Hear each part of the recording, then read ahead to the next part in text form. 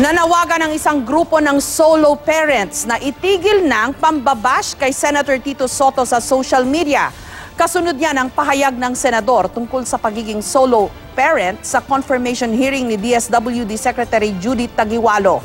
Mas dapat daw pagtuunan ng pansin ang pag-amyenda sa solo parents law para mabigyan sila ng mas maraming benepisyo. May report si Jam Sisante. Panahon na raw para mag-move on at tigilan ng pambabash sa social media. Panawagan niya ng isang grupo ng solo parents kaugnay ng sinabi ni Senador Tito Soto na naano lang daw ang tawag sa mga single parent tulad ni DSWD Secretary Judith Taguiwalo. Si Taguiwalo nga raw, tinanggap ang paumanhin ni Soto. Let us show to the whole world, to the country, to the legislators na tayo mga solo parents, especially single moms, may dignidad. Let's conduct ourselves with respect.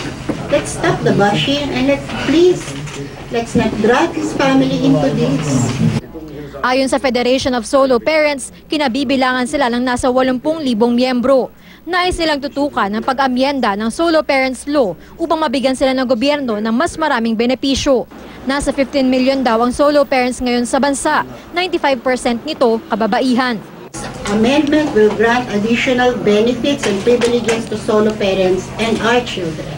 And alam naman natin, majority ng solo parents kababaihan, majority mahirap, underemployed, undereducated, or uneducated. So yun ang gusto namin mangyari. Hindi ba? Rather than magwarla kami, makapaggirahan kami sa social media.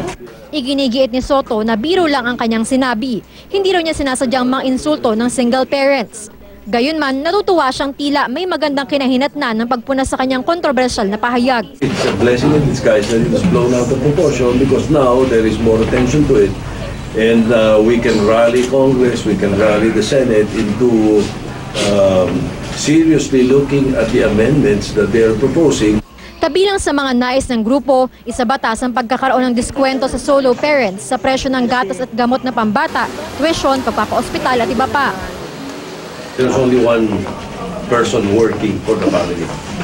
So medyo hirap yan. Kung binibigyan natin ng discount ng mga senior citizens, we will have to consider the possibility of giving discounts for certain commodities. Jam Sisante, GMA News.